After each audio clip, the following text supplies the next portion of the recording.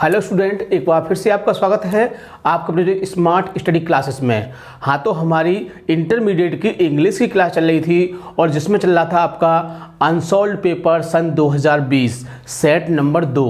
तो इस समय आपका क्या चल रहा है, अनसॉल्व्ड पेपर चल रहा है, ठीक है। और जिसमें हम आपको बता रहे हैं जो भी क्वेश्चन उसको आते हैं वो हम आपको पार्ट्स के हिसाब से बताते जा रहे हैं।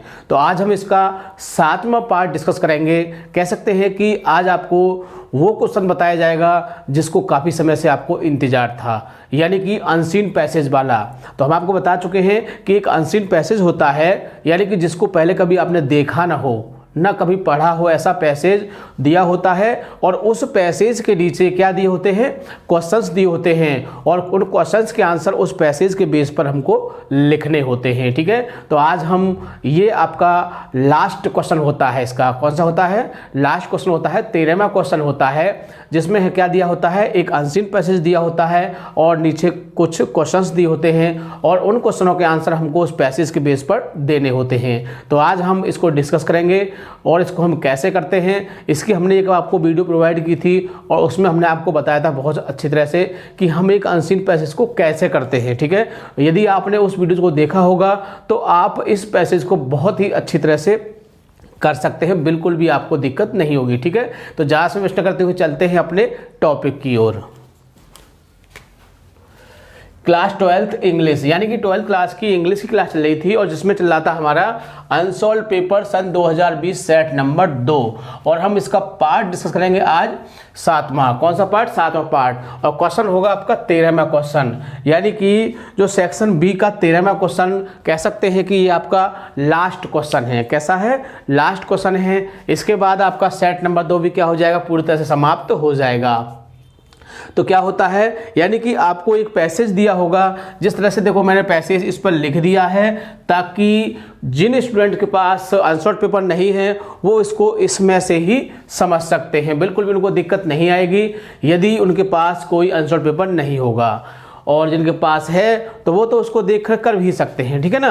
तो इस तरह से देखो मैंने ये पैसेज भी यहाँ पर लिख दिया है और मैंने पैसेज को थोड़ा पूरा नहीं लिखा है। यदि पूरा लिखता तो और ज़्यादा ये बोर्ड आपका घिर जाता, तो जिसके आंसर लिखने में समझने में आपको दिक्कत होती, ठीक है। तो बाकी का जो है वो उसको हम पढ़ के आपको बता देंगे, ठीक है। तो हमने देखो अनसीन पैसेज को करने का एक तरीका बताया था। क्या करते हैं कि जो आपको पैसेज दिया है उसको अच्छी तरह से पढ़ते हैं, कम से कम आपको एक बार उसको पढ़ना पड़ेगा, भले ही आपको उसकी हिंदी आए या ना आए। वैसे तो ज़्यादातर बच्चे हिंदी टूटी फूटी निकाल लेते हैं, लेकिन फिर भी आपको नहीं आती है तो ऐसी कोई बात नहीं है कि हिंदी हमको उसकी ज़रूर आनी चाहिए तभी हम उस क्वेश्चन को कर सकते हैं, ऐसा कुछ नहीं है। उसको बहुत ही आसानी से कर सकते हो, बिल्कुल भी आपको दिक्कत नहीं आएगी। इसमें क्या होगा कि कुछ वर्ड ऐसे होंगे जिनकी आपको हिंदी समझ में नहीं आएगी, ठीक है ना। लेकिन हमने उसका भी एक तरीका बताया था कि यदि आपको किसी वर्ड का मीन नहीं आता है तो क्या होगा, आप उसको उसी मीन से पुकार कर, उसी अर्थ से पुकार कर उसकी हिंदी बनाने की कोशिश कर सकते हैं। सपोज देन जैसे कह सकते हैं कि देखो मान लो रिलीजियस है, अब इसका आपको मीनिंग नहीं आता है, क्या है इसका आपको पता नहीं है कि इसका मतलब क्या होता है, लेकिन आप क्या करोगे, इसका पता है आपको कि इसका मतलब क्या होता है, लाइफ में जीवन होता है, लेकिन आपको इसका नहीं पता है। अब क्या करोगे, इसका तो क्या करोगे, इसकी हिंदी नहीं बना पाओगे, अरे क्या कहोगे, यानी कि रिलीजियस जीवन ऐसे कह सकते हैं इसको, है ना। और जब भी इसका आंसर लिखेंगे तो उसमें हम इस वर्ड को इंडिकेट कर देंगे, जैसे ना धार्मिक जीवन, क्या होता है धार्मिक जीवन, लेकिन हम क्या कहेंगे इसको रिलीजियस जीवन कह देंगे। लेकिन हमें कोई वहाँ पर हिंदी थोड़ी लिख के दिखानी है किसी को, अरे हमें क्या करना है, हमें तो अपने जो क्वेश्चन दिए हुए हैं इनको करना है बस, ठीक है। तो क्या करेंगे, सबसे पहले क्या करोगे, आप इस पैसेज को अच्छी तरह से पढ़ोगे। और देखो क्वेश्चन में भी लिखा हुआ है, क्या लिखा हुआ है, रीड द फॉलोइंग पैसेज, यानी निम्नलिखित पैसेज को पढ़िए। कैसे, केयरफुली, यानी सावधानी के साथ पढ़िए। एंड आंसर और उत्तर दीजिए द क्वेश्चन डेट फॉलोज। जो इसके नीचे क्वेश्चन दिए हुए हैं उन प्रश्नों के उत्तर दीजिए। तो इसमें भी लिखा हुआ है सही सही कि साफ साफ क्या करना है, इनको पढ़ना है आपको, ठीक है। अब क्या करेंगे, हम इस पैसेज को पहले एक बार पढ़ेंगे, ठीक है। हमने बताया था कि यदि आप हिंदी कर सकते हो तो बढ़िया बात है, नहीं करी जाएगी तो आपको फिर 2 बार पढ़ना पड़ेगा अच्छी तरह से। लेकिन इसको पढ़ने से पहले आपको क्या करना है उसको बात समझ लीजिए। इसके पहले और दूसरे क्वेश्चन को भी आप पढ़ लीजिएगा।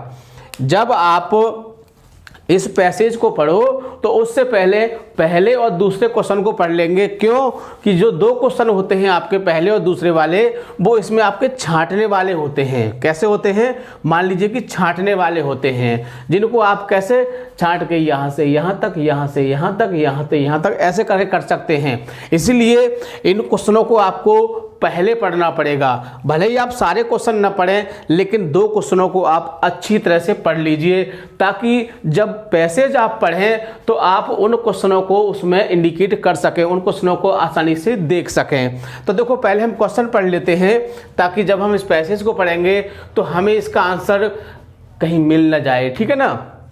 वैसे तो ढूंढना ही है हमें, लेकिन ये सुविधा हो जाती है कि कहीं हमको आंसर आसानी से मिल न जाए, ठीक है। तो पहले क्वेश्चन पढ़ लेते हैं। When did Gautam Buddha leave home, यानी गौतम बुद्ध ने घर क्यों छोड़ा, घर कब छोड़ा, ये इसमें पूछा गया है। देखो हम आपको बता चुके हैं कि स्टूडेंट को थोड़ा गुमराह करने के लिए वो यहाँ पर कुछ ऐसा ही अजीब शब्द लिखता है, लेकिन उसका जो भाव होता है वो भाव हमको क्या होता है, वो भाव पैसेज के हिसाब से हमें करना पड़ता है। जैसे कि इसमें क्या क्या पूछा है, when did Gautam Buddha leave home. When माने कब, डिड गौतम बुद्ध, गौतम लीव माने छोड़ा, होम माने घर। तो गौतम बुद्ध ने घर कब छोड़ा। अब इसमें पैसेज में ऐसा कुछ आपको नहीं मिलेगा कि उसने कब छोड़ा, लेकिन इसमें ऐसा तो मिलेगा कि उसने घर क्यों छोड़ा। तो इसका भाव हम क्या लगाएंगे, इसका भाव हम क्यों से ही लगाएंगे, बस समझना। यानी कि वो सेंटेंस में थोड़ा सा आपको गुमराह करेगा, किस लिए। अब उसने कहा कब छोड़ा, अब आप देखोगे इसमें सुबह में छोड़ा कि शाम में छोड़ा कि रात में छोड़ा कि दिन में छोड़ा, है ना। कब का मतलब यही तो होता है, लेकिन थोड़ा सा हमको माइंड लगाना पड़ता है। भाई अनसीन पैसेज का मतलब क्या होता है, यानी कि जो एग्जामिनर है वो देखना चाहता है कि बच्चा जो है कितना बुद्धिमान है, कितना जानकार है, कितनी नॉलेज रखता है, वो आपकी इस चीज़ को देखना चाहता है। और इसी चीज़ के बेस पर जब वो फाइनल आपके नंबर देता है, तो यदि आपका ये पैसेज वाला क्वेश्चन बढ़िया होता है तो वो आपके मार्क्स में कुछ प्लस करके चलता है। कब, जब वो उन मार्क्स को ऐड करता है, जब वो जोड़ता है। जैसे कि 2 था किसी क्वेश्चन पे, किसी पे, और आपका 3 था किसी पे, मान लो जो ऐसे वाला था उस पर आपका 6 था, है ना। तो जब वो आपके नंबर को काउंट करेगा, कब, जब आपने इस क्वेश्चन को, उसको आपके इस क्वेश्चन को देखेगा और जब नंबर काउंट करेगा तो उसने यहाँ 2 दिया है, प्लस कर सकता है, प्लस और प्लस, इस तरह से करके वो क्या कर देगा, 3, 4 और 8, इस तरह से मार्क्स आपके बढ़ा सकता है। कब, अनसीन पैसेज को वो पढ़ने के बाद। यदि आपने अनसीन पैसेज को बहुत ही बढ़िया तरह से किया है तो आपके मार्क्स वो प्लस कर सकता है, ठीक है। तो इस तरह से आप क्या करोगे, इस क्वेश्चन को बड़ी अच्छी तरह से करोगे, ठीक है। तो पहला क्वेश्चन हमने पढ़ लिया, दूसरा पढ़ लेते हैं। Why did Buddha observe fast, यानी कि बुद्ध ने ऑब्जर्व फास्ट, व्रत उपवास कब किया, है ना, क्यों किया। हाँ, बुद्ध ने उपवास क्यों किया, ठीक है। तो 2 बातें हमको मिली, कौन सी वाली, कि उसने घर क्यों छोड़ा और फास्ट क्यों किया, है ना। तो ये 2 बातें मिली हमको। अब हम पैसेज को पढ़ेंगे तो अब इस चीज़ को हम देखेंगे कि इसमें आपका फास्ट का ऑप्शन कहाँ दिया है और होम का कहाँ दिया है, इन 2 चीज़ों को देखेंगे, ठीक है। एक और चीज़ क्या है, गिव द सुइटेबल टाइटल, क्योंकि आप क्वेश्चन पढ़ ही रहे हैं तो उनको भी पढ़ लीजिए, बाकी बचा है। Give a suitable title of the above passage, यानी कि आपको क्या लिखना है, उसका टाइटल लिखना है, शीर्षक लिखना है। तो शीर्षक कैसे मिलता है, शीर्षक मिलता है पैसेज को पढ़ने के बाद, कि इसमें किसके बारे में बताया गया है। ठीक है ना, इस तरह से आप इसके किसको कर सकते हो, यानी कि इसका जो शीर्षक है वो कर सकते हो। इसके बाद एक्सप्लेन द अंडरलाइन वर्ड्स, जो वर्ड कुछ अंडरलाइन होंगे तो उनका आपको क्या करना है, उनका एक्सप्लेन करना है, उन वर्डों को आपको समझाना है। ठीक है ना, फिर या फिर इसका क्वेश्चन आएगा give a summary of the passage, या फिर इसकी एक समरी का क्वेश्चन दे देगा। तो इन दोनों क्वेश्चनों में वो आपको एक क्वेश्चन देगा। ठीक है, अब हमने क्वेश्चन पढ़ लिए हैं, अब हम इस पैसेज को पढ़ते हैं अच्छी तरह से। ठीक है ना, तो अब इसमें मैंने कुछ वर्ड ऐसे होंगे जो आपकी समझ में नहीं आएंगे, हो सकता है कुछ थोड़ा गलत लगे हो, है ना। तो इस तरह से हमने आंसर को भी ले लिया है ताकि हम इसको ठीक प्रकार से देख सकें।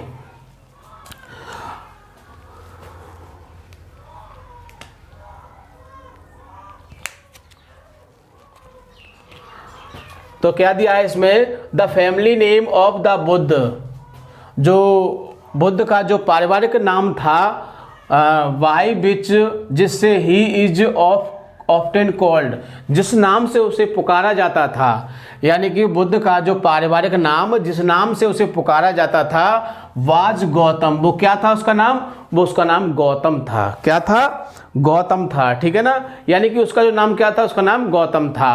आगे देखते हैं क्या है, he was the son of the ruler of the small state, he was the son, वह एक पुत्र था, ऑफ द रूलर, एक शासक का, ऑफ स्मॉल स्टेट, एक छोटे राज्य के शासक का क्या था, पुत्र था। इन नॉर्थर्न इंडिया, कहाँ, उत्तर भारत में, यानी कि उत्तर भारत में वह एक छोटे से राज्य के एक शासक का क्या था, एक पुत्र था। ठीक है, अब देखो आप पर तो ऐसी हिंदी करनी नहीं आएगी, मैं इस बात से भली भांति परिचित हूँ, कुछ ही स्टूडेंट होंगे जो इसकी हिंदी कर सकते हैं। ठीक है, लेकिन मेरे करने के बाद आप कुछ तो कर सकते हैं ना। ठीक, आगे देखिए, ही मैरिड, यानी उसने शादी की, एंड हैड ए सन, और उसका एक पुत्र था, यानी कि उसकी शादी हो गई थी, किसकी, गौतम की शादी हो चुकी थी और उसका एक पुत्र भी था। आगे देखते हैं क्या है, बट, लेकिन एट द एज ऑफ 29, और 29 एज ऑफ 29 कैसे होते हैं, 29 साल की उम्र में, लेकिन 29 साल की उम्र में अकॉर्डिंग टू ट्रेडिशन, रीति रिवाजों के अनुसार, 29 साल की उम्र में रीति रिवाजों के अनुसार, he give up in ordinary life, उन्होंने अपना सामान्य जीवन क्या हुआ, छोड़ दिया, उन्होंने अपने सामान्य जीवन को छोड़ दिया। यानी कि जिस तरह से वो रह रहे थे अपने घर में, जैसे कि हम जैसे रहते हैं सामान्य जीवन, रात सुबह जगते हैं और अपना घर का काम किया, खाना पीना खाया और फिर अपने काम पे लग जाते हैं, पढ़ाना शुरू कर दिया बच्चों को, कोचिंग, फिर यूट्यूब पर पढ़ाया, फिर दोपहर हो गया, फिर ना खाना खाया, फिर दोबारा पढ़ाया, फिर शाम हो गई और फिर बच्चों को कोचिंग पढ़ाया और फिर रात हो गई, फिर खाना खाया और फिर सो गए और फिर सुबह जागे। तो जो हमारा सामान्य जीवन, ये हमारा कैसा है, ये हमारा सामान्य जीवन है, यानी कि अपने स्वयं का जीवन है और डेली रूटीन हमारा यही चलता है। कोई अदर काम हो गया तो उसके लिए चले गए। तो क्या हुआ कि ही गिव अप, क्या हुआ, उन्होंने त्याग दिया, क्या त्याग दिया, हिज ऑर्डिनरी लाइफ, अपने सामान्य जीवन को त्याग दिया, and left home to pursue a religious life. देखो कुछ दिखाई दिया, देखो यहाँ पर लेफ्ट दिखाई दे रहा है और होम भी दिखाई दे रहा है, देखो हमें भी दिखाई दे रहा है लेफ्ट, तो सेकंड फॉर्म लेफ्ट हो जाती है और होम हो गया। कुछ मिला नहीं मिला, हाँ जी मिला, हमको क्या मिला, यानी कि पहले क्वेश्चन का आंसर हमको यहाँ पर कुछ मिल रहा है। ठीक है, यानी कि इसमें ये पूछा है when did Gautam Buddha leave home, Gautam Buddha घर कब छोड़ा, यानी कि कब छोड़ा था, जब वो सामान्य जीवन से क्या हुए थे, परेशान हो गए थे, तो क्या हुआ, उन्होंने घर को छोड़ दिया था। तो अब क्या करेंगे आप, यहाँ से इसको लेंगे और यहाँ पर हमने ही लिखा है, तो क्या करेंगे, ही को हटा के क्या लिख देंगे, गौतम बुद्ध लिख देंगे। ठीक है, तो इसका आंसर बनाते हैं, क्योंकि मिल गया है तो यही बनाएंगे, और नहीं मिलता तो कोई बात नहीं। तो इसी टाइप से आपको करना है, ऐसा नहीं है कि पूरा पढ़ेंगे जब लिखेंगे उसका आंसर। अरे आपको तो एग्जाम में क्या करना है, सिर्फ आंसर लिखना है ना। तो डालिए कौन सा है, क्वेश्चन नंबर ए का आंसर लिखे और लिखना शुरू कर दीजिए। ऐसा नहीं कि पूरा ही पढ़ेंगे जब ही उसको लिखेंगे, बात समझ में आई नहीं आई। यानी पूरा पढ़ोगे, फिर क्वेश्चन पढ़ोगे, फिर इसको पढ़ोगे, फिर लिखोगे, फिर ढूंढोगे उसको, बहुत टाइम वेस्ट हो जाएगा और आपका क्वेश्चन भी पूरा नहीं हो पाएगा। इसलिए क्या है, अब आपको यहाँ उत्तर मिल गया है तो लिखना शुरू कर दीजिए वहीं से। तो लिखते हैं इसको, गौतम बुद्ध।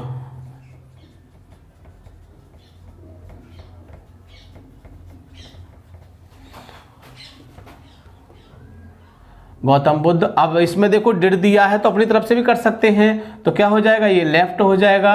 लेफ्ट क्या हुआ था, अब यहां देख, लेफ्ट होम, छोड़ दिया था घर को।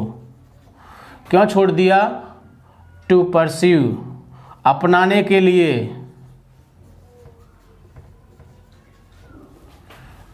ए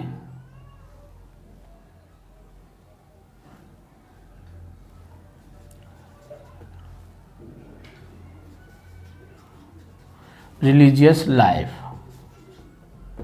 तो ये तो हमारा आंसर कैसे हो गया, यदि हमको इससे बना के करना है, यानी कि मैंने आपको बताया था कि हम आंसर को दो तरह से लिख सकते हैं। कैसे लिख सकते हैं, या तो आंसर को बहुत ही अच्छी तरह से आप बना लीजिए, किसके बेस पर, जो क्वेश्चन दिया है क्वेश्चन बेस पर। अब हमने ये क्वेश्चन बेस पर बनाया है, यहाँ से लिया इसको सेकंड फॉर्म कर दिया, फिर आगे यहाँ से इसको इसमें जोड़ दिया, कहाँ से, यहाँ से इसको इसमें ये जोड़ दिया, हो गया आंसर पूरा। लेकिन तुम कहोगे हमको तो भैया इसमें से भी लेना है कुछ, तो क्या करोगे, यहाँ गौतम लिखोगे, इसको पूरा लोगे आप यहाँ से, और फिर यहाँ से पूरा एंड, फिर यहाँ से पूरा, इस तरह से, और यहाँ तक आपका आंसर क्या हो जाएगा, पहला आंसर हो जाएगा। ठीक है, यानी कि जिन बच्चों को थोड़ा कम आता है बनाने के लिए, क्योंकि देखो अनसीन पैसेज को फर्स्ट ऑफ ऑल तो समझना ही बहुत कठिन होता है, क्योंकि इसमें वर्ड ही कुछ ऐसे होते हैं। ठीक है, लेकिन हमने आपको बताया था कि यदि आपको कोई वर्ड परेशान करता है, मान लीजिए ये रिलीजियस परेशान कर रहा है, तो इसको रिलीजियस ही पढ़िए। मैं ये नहीं कह रहा कि इसको आप धार्मिक पढ़ोगे, ठीक है ना, तो आप इसको वही पढ़ोगे तो आपको बिल्कुल भी दिक्कत नहीं होगी। ठीक है, और बहुत सारे शब्द हो सकते हैं जो आपको परेशान करेंगे, ठीक है ना। जैसे कि देखो ये आ गया आपका सॉल्वेशन, तो सॉल्वेशन में से क्या होता है, मोक्ष होता है, क्या होता है, मोक्ष, है ना।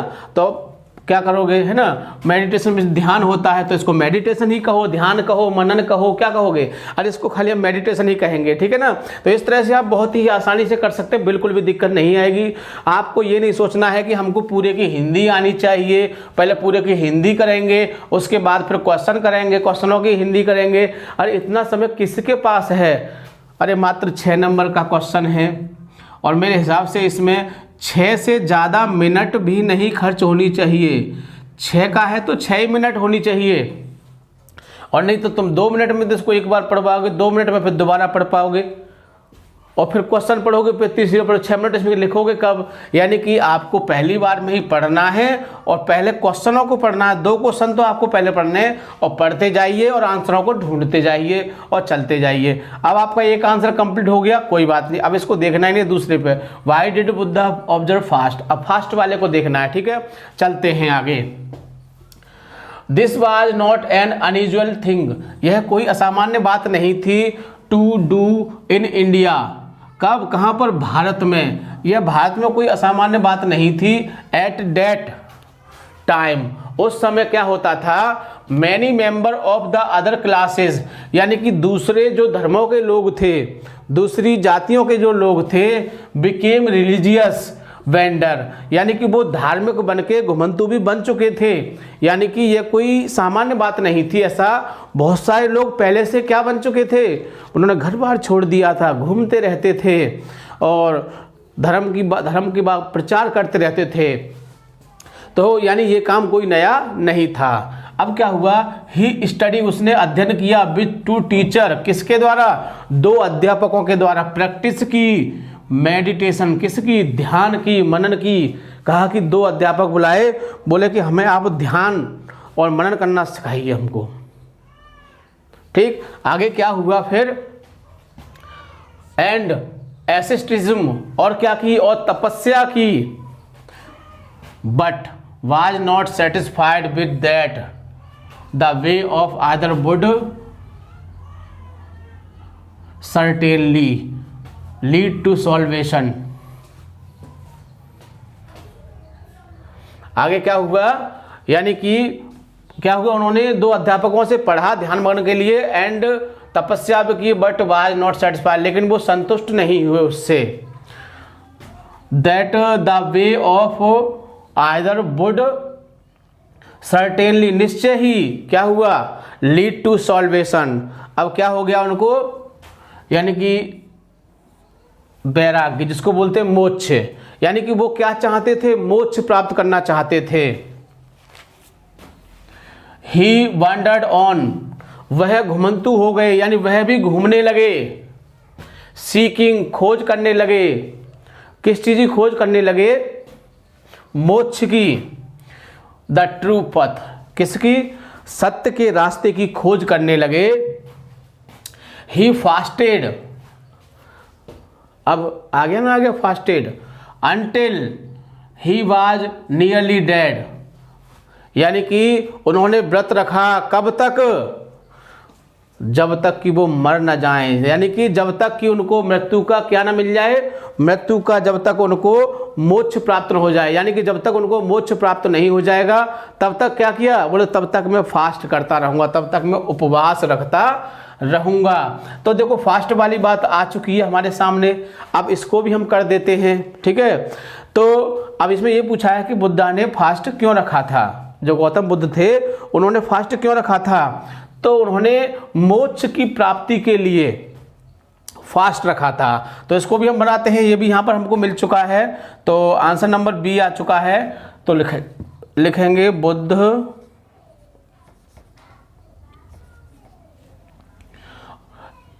या तो इसमें आप ये लगा दो, ईडी लगा दो, डेड वाला है ना, ऑब्जर्व्ड फास्ट, फास्ट रखा एज, क्योंकि ही थॉट, क्योंकि उन्होंने सोचा, ही थॉट, उन्होंने सोचा कि, क्या सोचा कि, दैट, इससे क्या हो सकता है, इससे क्या हो सकता है, इससे निश्चय ही हमें मोक्ष प्राप्त हो सकता है। उन्होंने कहा कि यदि हम फास्ट रखेंगे, यदि हम व्रत रखेंगे तो क्या होगा, हमें मोक्ष मिल जाएगा। ठीक है ना, तो क्या होगा, तो यही मोक्ष वाली बात कहेंगे, ये रिसॉल्वेशन वाली है ना। तो यहां से लिखेंगे, ही अपनी तरफ से लगा देंगे would, he would certainly lead to solvation.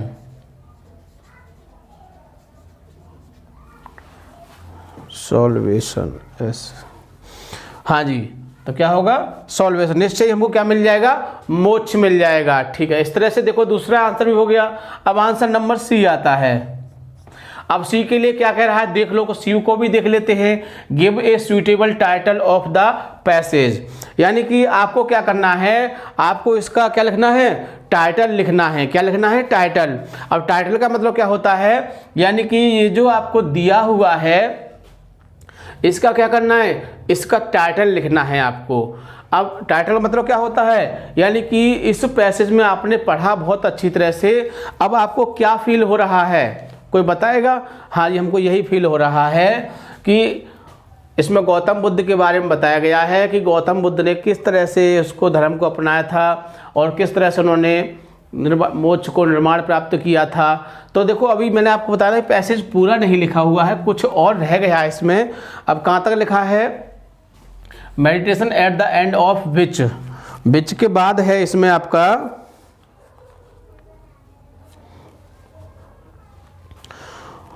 At the, हाँ, विच ही शुड से, यानी उसने कहा रिवर्थ हैज बीन डेस्ट्रॉयड, यानी कि जो रिवर्थ होता है, जो पुनर्जन्म होता है, वो क्या है, वो नष्ट हो जाता है। उन्होंने सोचा ऐसा कुछ नहीं है, पुनर्जन्म कुछ नहीं है, क्या होता है, वो नष्ट हो जाता है। I have no more to do first world, यानी इस संसार में कोई भी चीज़ क्या नहीं है, दोबारा नहीं आती है लौट के। He had become the Buddha that is to say the enlightened need one, यानी कि उसको क्या करना है, उसको प्रबुद्ध बनना है, यानी कि प्रबुद्ध बनना है। जैसा कि व्यक्ति एक बार जब अच्छा बन जाता है तो वो हमेशा के लिए अच्छा हो जाता है, यानी उनका मानना ये था कि यदि इस जन्म में कुछ अच्छा हो जाएगा तो हमेशा के लिए हम अमर हो जाएंगे, फिर कभी भी नहीं होगा। तो ही हैड apparently entered निर्वाण इवन दिस लाइफ, यानी कि इस जीवन में क्या करना है, उन्हें इस जीवन से निर्वाह करना है, यानी इसी जीवन में क्या होना है, हमें निर्वाह करना है, पूरी तरह से हमें अमर होना है, यानी कि लोग हमारी बातों पर माने, हमें ऐसा कोई कार्य करना है। सैड इन से यानी case would not to born again, ये जीवन फिर से दोबारा नहीं मिलेगा। ठीक है, तो इसमें क्या है, हमें टाइटल पूछा है, तो टाइटल हमने आपको बताया था कहाँ मिलता है, या तो शुरू में मिलेगा या फिर अंत में मिलेगा। तो देखो लास्ट में देखा इसमें निर्वाण शब्द दिया हुआ है, तो इसका टाइटल बना देते हैं। तो a suitable title of the passage में भी क्या हो सकता है, यानी कि गौतम बुद्ध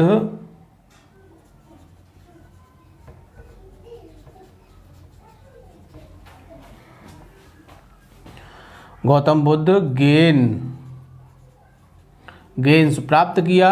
अब देखो मैंने वो पूरा लिखा नहीं है ना, क्या प्राप्त किया था, उन्होंने निर्वाण प्राप्त किया था, निर्वाण।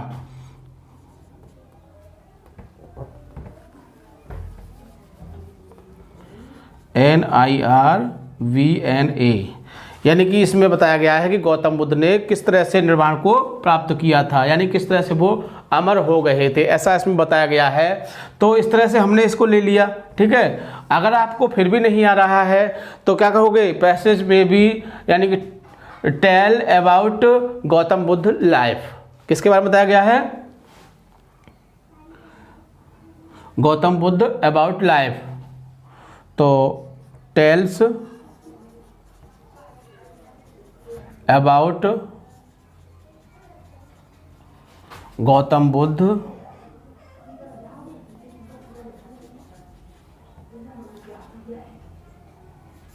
लाइफ, गौतम बुद्ध लाइफ, यानी कि इसमें गौतम बुद्ध के जीवन के बारे में बताया गया है। ठीक है ना, तो हम अपने हिसाब से टाइटल बना सकते हैं। एक ही कहानी में बहुत सारे टाइटल हो सकते हैं, कम से कम 3 या 4 टाइटल मिल जाते हैं। जैसे मैंने आपको पहले समझाया था, कौन सी वाली, यानी कि एक कौए की और एक लोमड़ी की, मैंने आपको एक थोड़ी सी टेल में कहानी बताई थी। तो उसमें देखो हम गए चालाक लोमड़ी, एक टाइटल ये हो गया, एक हो गया कौए और लोमड़ी की कहानी, ठीक है ना, एक हो गया फुलिश क्रो, यानी कि मूर्ख कौआ। ठीक है ना, इस तरह से देखो हम टाइटल कई बना सकते हैं, कोई ये नहीं है कि हमारा यही टाइटल सही है, यही वाला सही है। अरे और भी इसको हम पढ़ेंगे अच्छी तरह से तो और एक और टाइटल बन जाएगा इसमें। ठीक है ना, तो ऐसी कोई बात नहीं है, टाइटल एक से अधिक हो सकते हैं, बट कहानी के जो आपका पैसेज है उसी के इर्द गिर्द ही टाइटल होना चाहिए। ठीक है, इस तरह से अगला क्वेश्चन है आपका, एक्सप्लेन द अंडरलाइन वर्ड। अब इसमें 2 वर्ड आपके एक्सप्लेन हो रहे हैं जिनको आपको एक्सप्लेन करना है। ठीक है, जैसे कि कौन से वर्ड हैं इसमें देख लेता हूं मैं। एक है सॉल्वेशन, एक ऐसे स्टेज में है, और एक है आपका सॉल्वेशन। ये 2 वर्ड हैं, तो इसमें क्या कहा है, इनकी अंडरलाइन वर्ड को क्या करना है, एक्सप्लेन करना है। तो पहले तो आपको ये पता होना चाहिए कि इस वर्ड का मतलब क्या है। जब तक आपको मतलब नहीं पता होगा आप नहीं कर सकते हैं। तो इसका मतलब क्या होता है, इसका मतलब होता है आपका तपस्या कह सकते हो या वैराग्य कह सकते हो आप। ठीक है ना, और इसका मतलब क्या होता है, मोक्ष होता है। तो आपको ये पता होना चाहिए कि मोक्ष क्या होता है, मोक्ष क्या होता है, ये हमको अच्छी तरह से पता होना चाहिए। यानी कि मोक्ष क्या होता है, जीवन मरण के चक्कर से फ्री हो जाना, जीवन मरण के चक्कर से क्या होता है, फ्री हो जाना। तो बना सकते हैं कि when a person became free dead and live, यानी कि जब कोई व्यक्ति जीवन मरण के चक्कर से फ्री हो जाता है तो वो क्या हो जाता है, वो हो जाता है सॉल्वेशन, यानी कि मोक्ष प्राप्त कर लेता है वो, ठीक है ना। और इसका मतलब तपस्या क्या होता है, तपस्या क्या होता है, यानी कि व्यक्ति जब घर बार को छोड़ देता है, यानी कि left the family and family member go to in forest living alone, यानी कि जब व्यक्ति, तपस्या मतलब क्या होता है, घर बार को छोड़ना ही तपस्या होता है। तपस्या क्या होगी कि घर बार को, पत्नी को छोड़ दिया, बच्चों को छोड़ दिया, माँ बाप को छोड़ दिया, सबको छोड़ के कहाँ, कहीं अंत जाके बैठ गए और ईश्वर के ध्यान में मगन हो गए, तो वो क्या होता है, वो तपस्या होता है। तो ऐसे ही क्या करोगे, ऐसे ही सेंटेंस दिमाग में सोचोगे और उसकी क्या करोगे, अंग्रेजी आपको इसी में मिल जाएगी, ठीक है। तो बहुत ही आसानी से आप अंडरलाइन वर्ड को भी कर सकते हैं और सिंगल वर्ड में आपको इनको लिखना है। तो ये होता है मोर्टिफिकेशन, क्या होता है, इसका मतलब होता है मोर्टिफिकेशन। और सॉल्वेशन में क्या होता है आपका, यानी कि डिफेंस, सुरक्षा, यानी कह सकते हैं डिफेंस कह सकते हैं। अरे मोक्ष का मतलब क्या, सुरक्षा होना, सुरक्षित होना, जब कोई तो ना मार सके, कोई पीट सके, ना कोई कुछ भी, तो यही तो होता है, ठीक है ना। तो इस तरह से आप कर सकते हैं। नहीं तो एक क्वेश्चन क्या होगा आपका, give the summary of the passage, क्या होगा, समरी ऑफ द पैसेज। देखो ये क्वेश्चन कैसे हैं, ये क्वेश्चन ऐसे हैं कि मैं आपको, इनको मैंने डिफाइन कर दिया और उसने दे दिया, इसको दे दिया उसमें, फिर उसने उसको इसको दे दिया, इसको दे दिया, तो वो कुछ भी दे सकता है। ये नहीं है कि अब मैंने इनको समझा है तो इनको ही दे दे, ऐसा कुछ नहीं है। वो वर्ड आपका क्या कर सकता है, चेंज कर सकता है, लेकिन इसको नहीं चेंज कर सकता, इसको नहीं चेंज कर सकता, इनको तो इसी में से देना पड़ेगा आपको। अब गिव द समरी, ये भी क्वेश्चन आपको इसी में से देगा वो आपको। तो समरी के लिए मैंने आपको बहुत अच्छा तरीका बताया था, यदि आपको याद होगा, कि हम क्या करते हैं कि इनकी लाइनों को गिनते हैं कि कितनी लाइन है इसमें, कि 1 2 3 4 5 6 7 8 9 10 11 12 13 14 15 16 17, यानी कि मान लीजिए 18 लाइन है, कितनी है, 18। अब 18 में किसका भाग देंगे,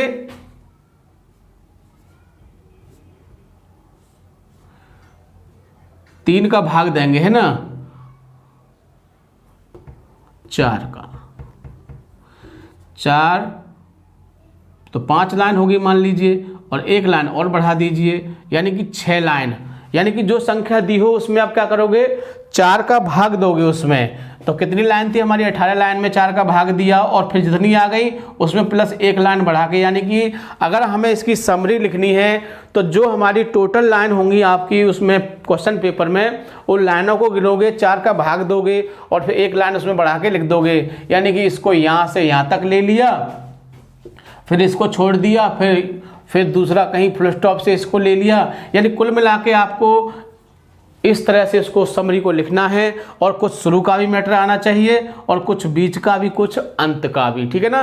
तो इस तरह से आपकी समरी हो जाएगी बहुत ही अच्छी तरह से और आपको बिल्कुल भी दिक्कत नहीं आएगी, ठीक है। तो इस तरह से आप बहुत ही आसानी से अनसीन के पैसेज को क्वेश्चन को कर सकते हैं, बिल्कुल भी समस्या नहीं आएगी, ठीक है। तो इसके बेस पर जैसे हमने आपको समझाया है, इसी बेस पर आप और भी आपके पास अनसॉल्व पेपर होगा तो उसमें बहुत सारी वो आपको क्या दी होंगी, आपको बहुत सारे आंसर पैसे दिए होंगे, उन सबको आप सॉल्व करने की कोशिश करोगे, ठीक है ना, ताकि आप इस चीज़ की प्रैक्टिस कर लोगे तो बहुत ही अच्छी तरह से कर सकते हैं, ठीक है। तो इसको आप बहुत अच्छी तरह से 2-3 बार देखोगे और आपकी समझ में आ जाएगा, ठीक है।